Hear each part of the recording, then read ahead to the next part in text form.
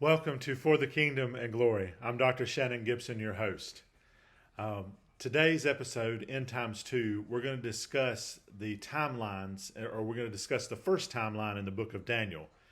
And if you remember in the last video, I told you that to understand Revelation and to understand the end times, you have to understand the three timelines in the book of Daniel. And I was going to do them all in this video. However, it's so much material. I don't want to truncate this study and leave things out that are necessary to understand the end times. So I'm going to split the timelines in Daniel into two separate videos. We'll talk about the first one today, Nebuchadnezzar's dream of the statue. And then the next one, we'll talk about Daniel's dream and vision of the four beasts. And then the vision of the 70 weeks or the 77s. So to understand Daniel, and I know it seems like we keep backing up farther in the Bible, we're about to back up about as far as you can go. So to understand anything to do with the book of Revelation, I've told you have to understand the book of Daniel, but you also have to understand the beginning. You can't understand the end until you understand the beginning. And today's study, we're going to go deep into the Bible. I love the Bible. I love teaching God's Word. And so we're going to go all the way back to Genesis to set up the vision in Daniel, which is going to ultimately help us to understand the book of Revelation later on in this study. So hopefully you'll stay with me. One thing that I need to say at the beginning, as we start to talk about in Genesis today, is that a lot of people have a misunderstanding of the end times. They have this idea, and it's not a wrong idea, it's just an incomplete idea. If you ask people what happens, just your average Christian on the street, so to speak, what happens in the book of Revelation, they'll say something like, well, God beats the devil and humanity's saved and we all live happily ever after. Nothing is wrong in that statement, but it is woefully incomplete of what happens in the end times. And it leaves out a major idea that you won't see taught a lot, and that is the idea of Babylon the Great, or humanity's rule of itself.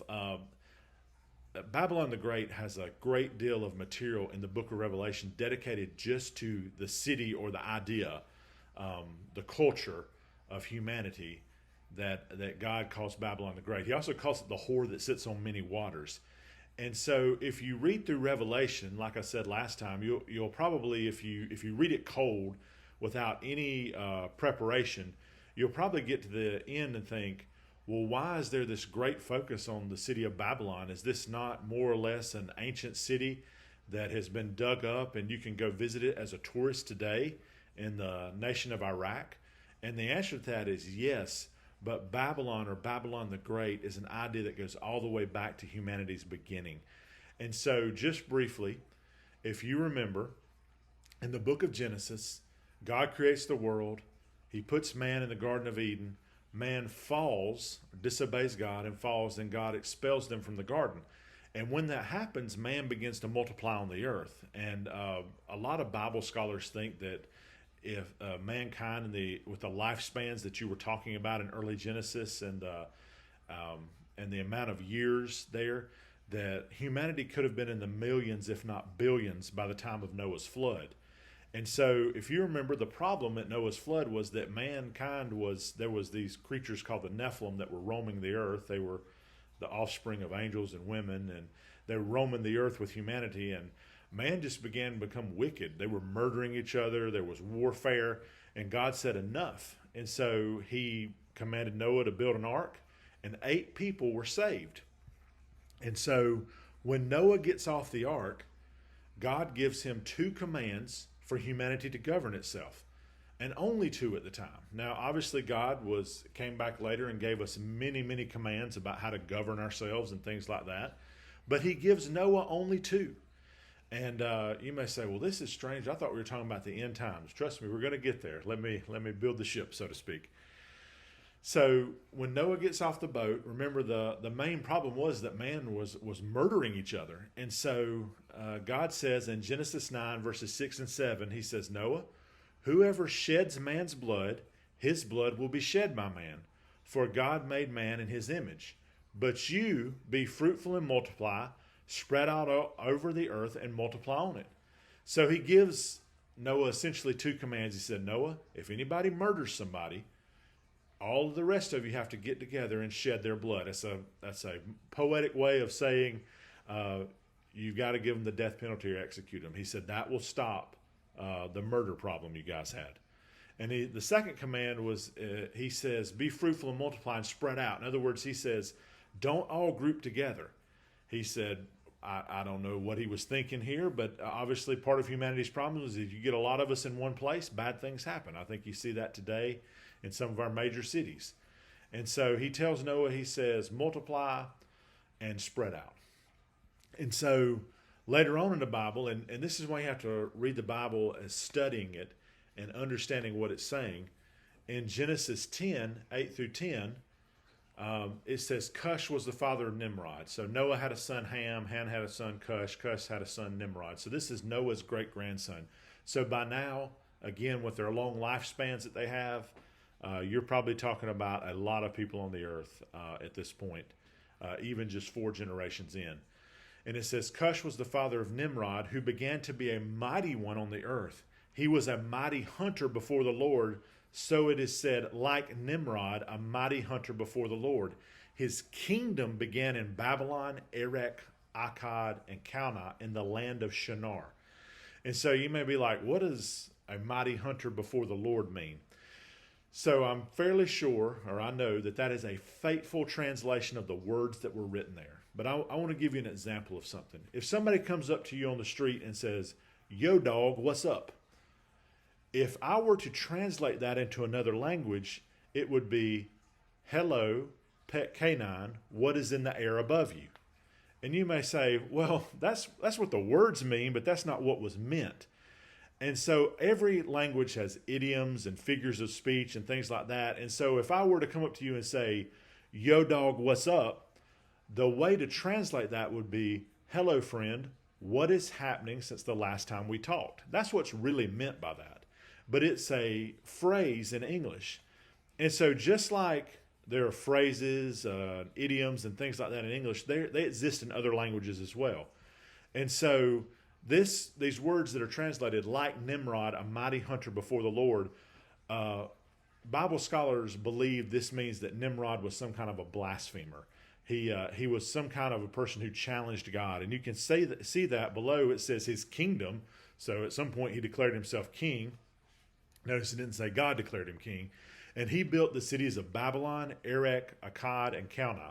And so if you remember back in world history in school, you probably studied the Fertile Crescent, the land between the rivers, Mesopotamia, and you heard of cities named Sumer and Acadia and things like that. This is when that was founded in history. This is the Bible telling you a few more details than you probably got in school. And so you may say, well, all this is well and good. I came for an end time study. Just hold on. We're getting there. So if you go over to Genesis 11, you see why Babylon becomes important. It says, now the whole world had one language and a common form of speech. And as people journeyed eastward, they found a plain in the land of Shinar. Land of Shinar is Mesopotamia, and settled there. And they said to one another, come, let us make bricks and bake them thoroughly. So they used brick instead of stone and tar instead of mortar. Come, they said, let us build for ourselves a city with a tower that reaches to the heavens, that we may make a name for ourselves and not be scattered over the face of all the earth. I'm going to pause right here. They weren't just building a tall tower. If you look at the words, they said, let us build a city for ourselves with a tower that reaches to the heavens. This is not just a construction project. They're already grouped together and they're defying God. God said, spread out and multiply. And they formed these cities. And now they said, you know what?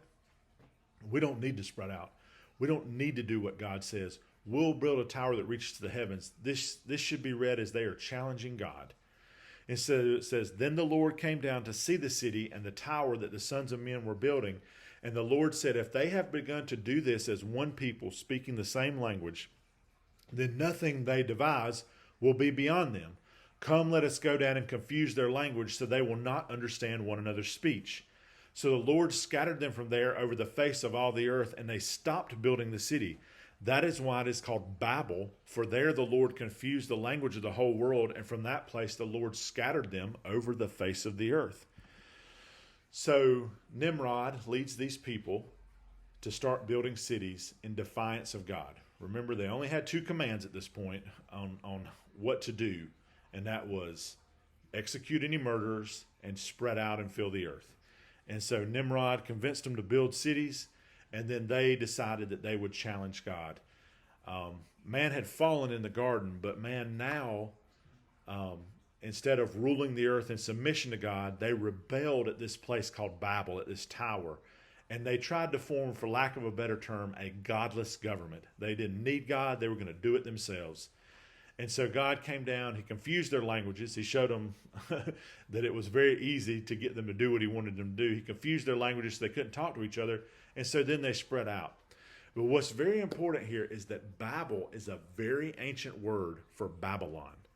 And we kind of take it now to mean mumbling, but it is actually the same word later that is used for Babylon. One other thing, and this is, I don't know about controversial because I'm not going to tell you controversial things, but just one of the things that is not known is the exact location of the Garden of Eden.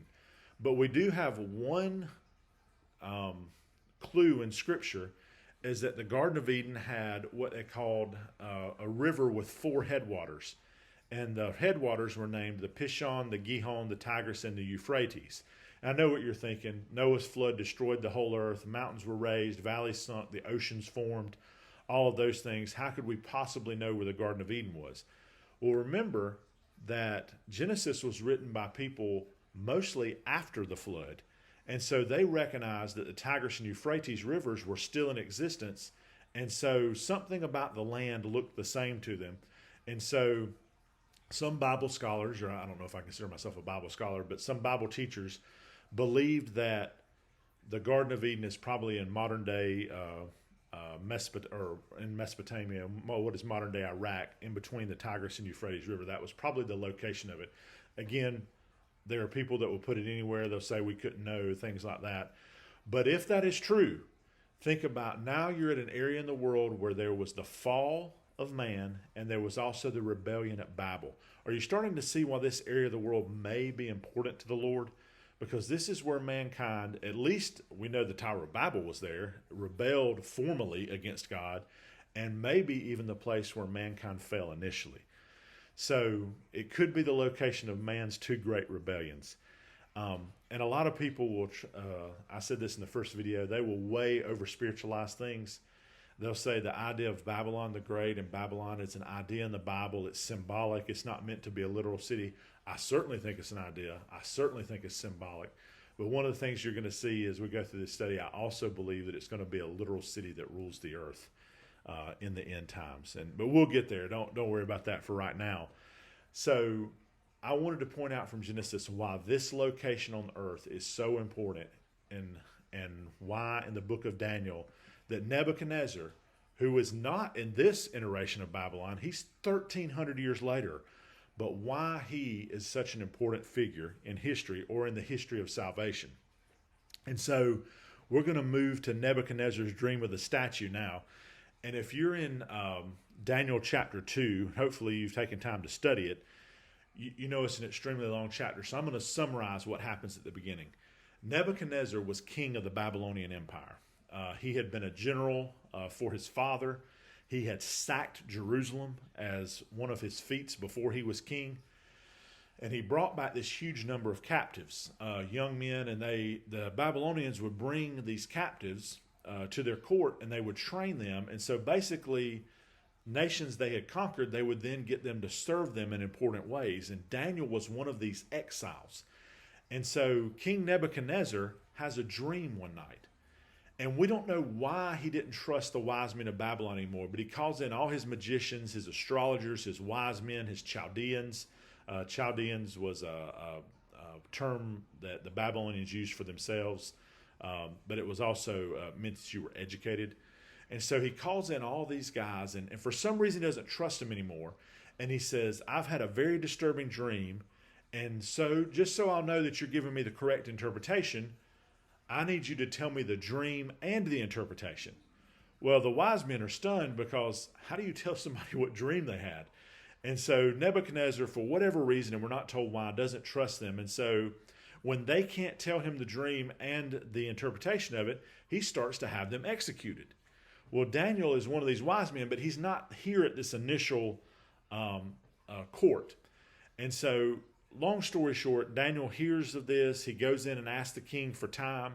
He goes and prays with Shadrach, Meshach, and Abednego, the ones who would end up in the fiery furnace in the next chapter. And God gives him the vision, or gives him the dream and the interpretation. And this is what's very important, because this is a timeline of the end times, and we get it right here in Daniel. But I want to point out it's from Nebuchadnezzar's point of view, because God was communicating with Nebuchadnezzar. But let's read through and then we'll talk about it. And this is Daniel. He's before the king. He's telling the king his dream and the interpretation. It says, "You saw, O king, and behold, a great image. This image, mighty and of exceeding brightness, stood before you, and its appearance was frightening. The head of this image was fine gold, its chest and arms of silver, its middle and thighs of bronze, its legs of iron, its feet partly of iron and partly of clay. As you looked, a stone was cut out, but by no human hand, and it struck the image on the feet of iron and clay and broke them in pieces. Then the iron, the clay, the bronze, the silver, the gold, all together were broken in pieces and became like the chaff of the summer threshing floors. And the wind carried them away so that not a trace of them could be found. But the stone that struck the image became a great mountain and filled the whole earth." This was the dream. Now we will tell the king its interpretation. You, O king, the king of kings, to whom the God of heaven has given the kingdom, the power, the might, and the glory, and into whose hand he has given wherever they dwell, the children of men, the beasts of the field, the birds of the heavens, making you rule over them all. You are the head of gold. Another kingdom inferior to you shall arise after you, and yet a third kingdom of bronze, which shall rule over all the earth. And then there shall be a fourth kingdom, strong as iron, because iron breaks to pieces and shatters all things. And like iron that crushes, it shall break and crush all these. And as you saw the feet and toes, partly of potter's clay and partly of iron, it shall be a divided kingdom. But some of the firmness of iron shall be in it, just as you saw iron mixed with soft clay. And as the toes and the feet were partially of iron and partially of clay, so the kingdom will be partly strong and partly brittle. And as you saw the iron mixed with soft clay, so they will mix with one another in marriage, but they will not hold together, just as iron does not mix with clay. And in the days of those kings, the God of heaven will set up a kingdom that shall never be destroyed, nor shall the kingdom be left to another people. It shall break in pieces all these kingdoms and bring them to an end. And it shall stand forever, just as you saw that a stone was cut from the mountain by no human hand, and that it broke in pieces the iron, the bronze, the clay, the silver, and the gold. A great God has made known to the king what shall be after this. The dream is certain, and the interpretation is sure. So Nebuchadnezzar has this dream. And one thing that you have to remember is that Nebuchadnezzar was an idol worshiper. He might have been the king of the world, and we may laugh at why someone would bow down to a stone or a metal idol. But this is what Nebuchadnezzar did in his culture. He was an idol worshiper. And so when he sees this dream, this image, this great idol, the Bible tells us many things about it, but he said it was bright. It was shiny to him. It was attractive to Nebuchadnezzar. And it was great. It means it was large. And then it also said it terrified him, or the image was terrifying. So Nebuchadnezzar would have saw this dream as a positive, and stood in awe of it, but he wanted to know because he was scared of it. And we know by his actions in chapter 3, Nebuchadnezzar actually tried to remake this image completely made of gold in defiance of what God had showed him. But in the image, he sees 4 parts of the statue. He sees the head of gold. And we know, because Daniel directly tells him the interpretation, the head of gold is Babylon. He says, you, O king, Nebuchadnezzar, you're the head of gold. And remember, this has been 1,300 years since the Tower of Babel, or at least 1,300 years.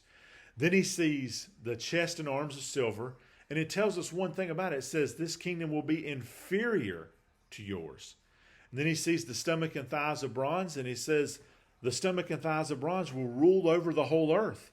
And then he sees the legs of iron, and then the feet of mixed iron and clay, which is a 4th kingdom. It calls it a divided kingdom. But he tells us this kingdom is strong as iron. It says iron crushes all things. It says it will break and crush all these in reference to the first 3 kingdoms. And then he tells us the feet will be divided. He said they'll marry. It'll be both brittle and strong. He spends a lot of time talking about the iron legs and the feet of iron and clay. because that's going to be the part that's around at the end, and I'll show you that. And then it says that a stone not cut out by human hands. So he's saying Nebuchadnezzar's this large stone, but it wasn't a quarry stone. It was its own stone, not cut out by human hands, hits and destroys the feet of the statue and brings the whole image down and becomes a great mountain to fill the whole earth. This interpretation would not have been lost on Nebuchadnezzar. What Daniel is saying here is that God himself will destroy the wicked kingdoms of men in the time of the fourth kingdom, or the divided part of the fourth kingdom. It says the rock hits the statue in the feet, and then it says it grows into a great mountain and fills the whole earth. So I want to talk about each of these parts of the statue in a little bit more depth here. He tells Nebuchadnezzar, he says, Nebuchadnezzar, you are the head of gold. Now, I think this tells us a little bit about how God sees things, because if you remember, God stands outside of time. He is in eternity. He is not in time. And so even though Babel had happened 1,300 years before, and Nebuchadnezzar's tribe or people group would have been one that didn't move far from Babel, because he's here at Babylon here 1,300 years later, even though everybody else spread out. So God sees Babylon, all these people that are around there as roughly the same people group. And so he says, Nebuchadnezzar, you're the head of gold. And I think it's interesting. Nebuchadnezzar, standing before Daniel, Daniel had to deliver this message. Remember, Daniel was captured by Nebuchadnezzar when he was a general. He and thousands of other Hebrews were taken to Babylon along with other captives from other nations. Nebuchadnezzar, Daniel later tells his grandson, later on in the book of Daniel, he said Nebuchadnezzar would promote who he wanted to promote. He would kill who he wanted to kill. In other words, Daniel saw Nebuchadnezzar as a tyrant, and he was an absolute monarch. He had just interpreted Nebuchadnezzar's dream, because Nebuchadnezzar told the wise men of Babylon, tell me my dream and the interpretation, or I'm going to kill you all. Nebuchadnezzar was a tyrant, and yet Daniel is saying, Nebuchadnezzar, you're the head of gold. You're the gold standard for humanity ruling itself. And we think, from our point of view, we think that's crazy. Nebuchadnezzar was a tyrant and a wicked king. But in terms of what God sees, Nebuchadnezzar was ruling an empire that was an empire ruled apart from God. And so you may say, well, that's weird that he's the head of gold. It is strange to us in our time to think Nebuchadnezzar is the best mankind will ever have apart from God. And you may think, well, why Nebuchadnezzar? Why is he the head of gold? There were a lot of other kingdoms after Mesopotamia. There was Egypt, there was Assyria, there was the Hittites, there was the Philistines. They came from the Phoenicians. But again, if you remember back to Genesis, you're in Babylon. Remember, Babel was the site of man saying they didn't need God to help govern them. And so Nebuchadnezzar's the head of gold. And then it moves to the chest and arms of silver. And it only tells us really one thing about the chest and arms of silver. It says, Nebuchadnezzar, this kingdom will arise and be inferior to yours. Now, when we get into the next study of the four beasts, it becomes pretty clear that this next kingdom is Persia, or the Persian Empire. And so most people, when they think inferior, they would think smaller, but the Persian Empire was much bigger than Babylon. In fact, most people would say it was almost twice the size of the Babylonian Empire. It included all of Babylon, plus a great deal more of what would be modern-day Iran, and even a slice of India, in addition to Iraq and parts of Saudi Arabia, and then all the way around into Israel and modern-day Syria and those places. And so anyway, the Persian Empire was absolutely huge. And so what does God mean when he said it's inferior? And so a lot of Bible scholars have taken a crack at this. They've talked about in terms of maybe military force, the economy and things like that. But nothing actually fits, because Persia's military beat Babylon's military. In fact, they sacked the city of Babylon. In terms of wealth, the Persian Empire was certainly wealthy. And so why are the metals becoming less valuable as you go down the statue? And why is one kingdom that replaces the next considered inferior? And so I think I understand this, and so I'm going to tell you this, but if you have a different interpretation, that's okay too. You see, Nebuchadnezzar was called the head of gold, the gold standard. Nebuchadnezzar was an absolute monarch. He had advisors, he had judges, but nobody could stay his hand. He ruled absolutely. And obviously, the Persians saw a problem with that because you could have a tyrant like Nebuchadnezzar. And so, when the Persians came on the scene, they also had an absolute monarch with one exception. The king could make any law he wanted. But once he made it, once it was written down, then the Persian Empire was actually ruled by what we call the rule of law.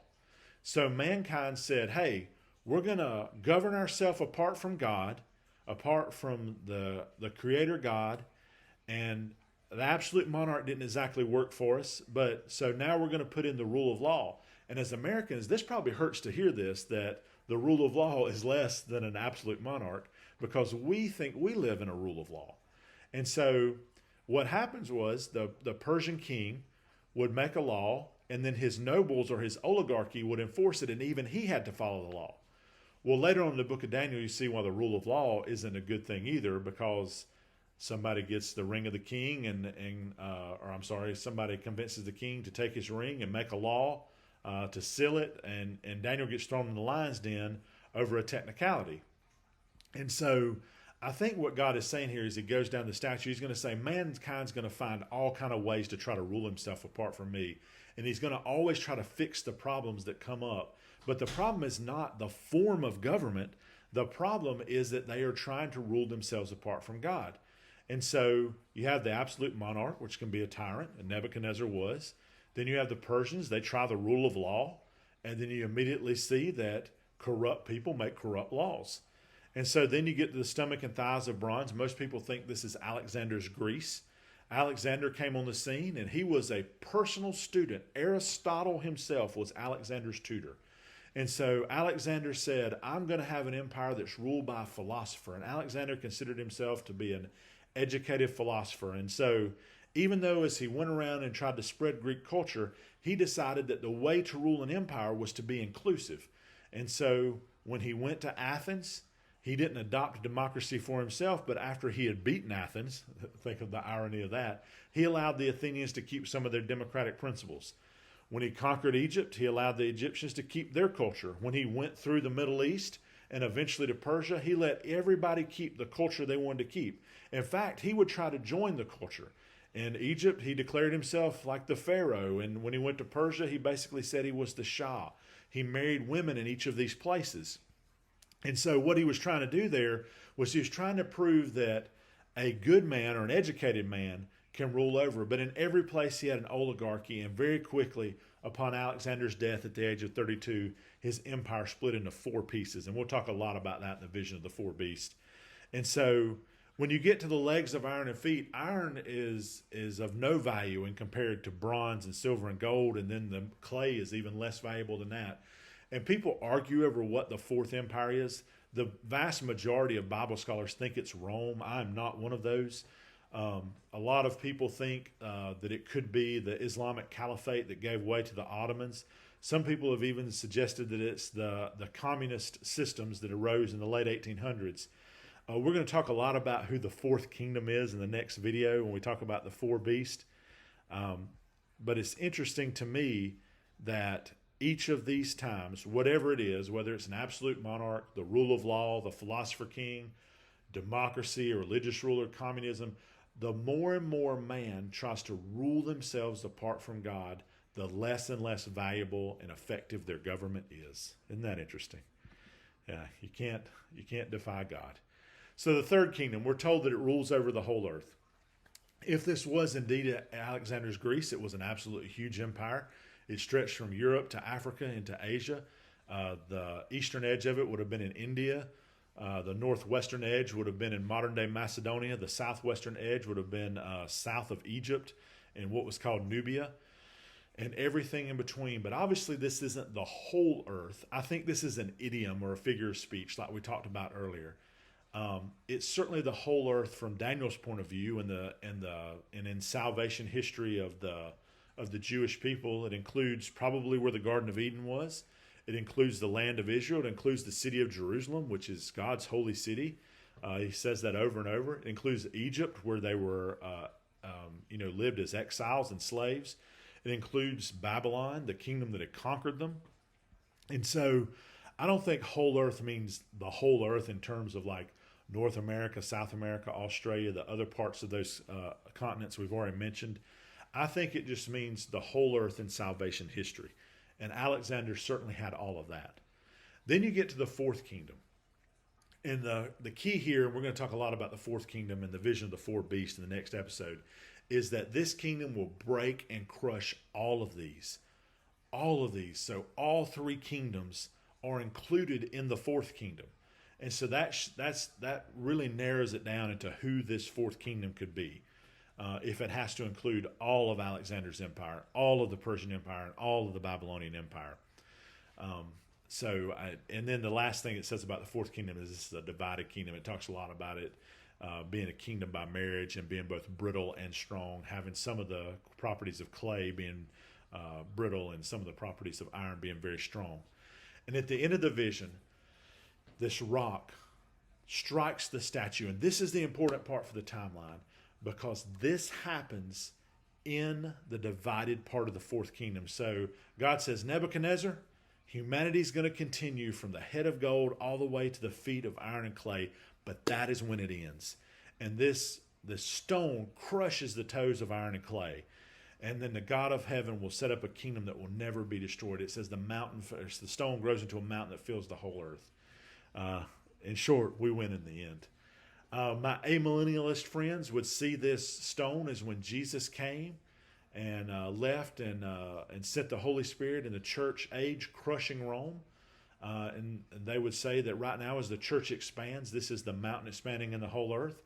My pre-tribulation, post-tribulation friends would see this stone hitting the feet as the Battle of Armageddon. Again, we'll get into Revelation. This will all be part of our study. So just a reminder of why we're studying Daniel in the end times. We need to know about these three timelines. And so Daniel supplies all these three. We've just talked about the image today. Next time, we're going to talk about Daniel's vision of the four beasts, and then the vision of the 70 weeks or the 77s. This is going to help give you a structure to the end times. And so then our next videos after that, we'll get in the book of Revelation and we'll pull in Ezekiel and Olivet Discourse and a lot of other verses. So this has been For the Kingdom and the Glory. I'm your host, Dr. Shannon Gibson. May the Lord bless you and keep you, and may his kingdom come and his will be done on earth as it is in heaven.